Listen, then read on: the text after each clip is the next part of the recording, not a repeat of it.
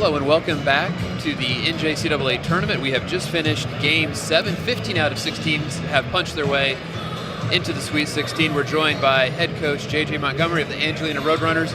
Coach Montgomery, congratulations, great win. Welcome to the Sweet 16.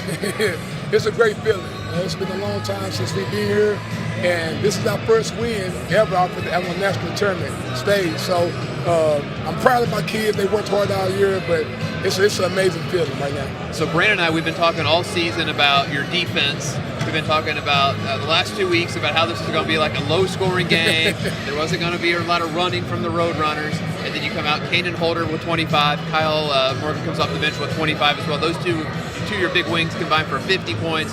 They shot the lights off the ball tonight. Well, we got great shooters. You know, with Kanan, Kyle, and even Christian Jones, these guys can really shoot the lights off of the ball.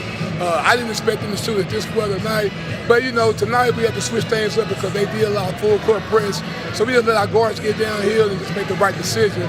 But I'm glad the way they shot the ball tonight. Hopefully we can continue that. You know, defensively, that's what we stand on. That's our pretty much our identity. Wasn't too happy with how we guarded tonight.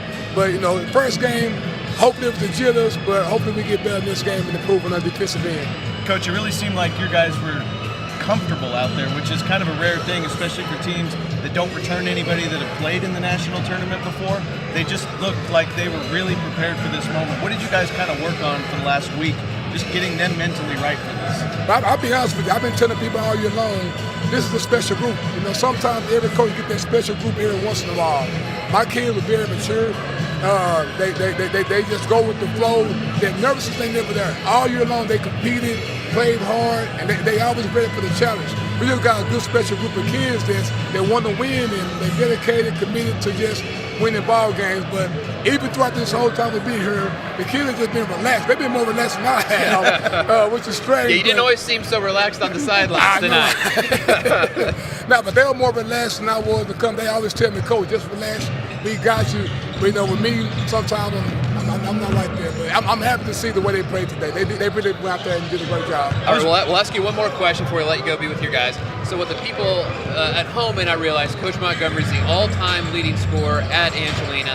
You come back to your alma mater. You're probably still the best offensive player in the program.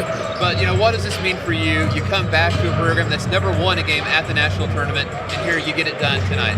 It means everything to me. I mean, to go back to Angelina College, the place where I played at, the place where I grew up at, got my degree at, it means everything. And the community surrounding these boys the whole year. So, of course, it's an amazing feeling, and I'm just so happy that Dr. Simon, Coach Davis, and those guys really believed in me and brought me back home. And that's one thing I wanted to do when I got back home. I wanted to turn the program around and put it on the national stage. I didn't think it was going to happen this fast, but, you know, this is just the beginning. We're going to keep this thing rolling in the future. Coach, you had one of the best performances in the tournament so far. By far the best uniforms, by the way. Man, those things are fire. They are sweet. They are sweet. You definitely won the uniform war, no doubt about it. We know these days, these kids are more into the style, the social media and things like that. So my guys picked their own uniforms out. That's what they selected, but I appreciate that. All right, Coach, congratulations. Welcome to the Sweet 16. Now you're going to get ready for Jones, and we'll see you Tuesday night. See me Tuesday night. All right. Thank you guys Coach, so much for having me. Appreciate it. Thank you so much. Thank you so much. All right, that is Angelina head coach JJ Montgomery. What a performance. Great job by the Roadrunners tonight. We'll let you slide out. You can be with your guys, okay? All right, thank you, Coach. What a great game. I was wrong. I thought there would be less road running, and there was a lot of road running. And these guys can shoot the basketball. They ran all the roads. They ran all the roads. I mean, that Kyle Morgan and Jordan Matthews performance was something to watch. Especially, you know, these guys. I'm sorry, Kanan Holder and Jordan Matthews fine too. I didn't mean to. Jordan, you know what? We haven't talked about the big guys. Jordan Matthews grabbed a lot of rebounds, but Kanan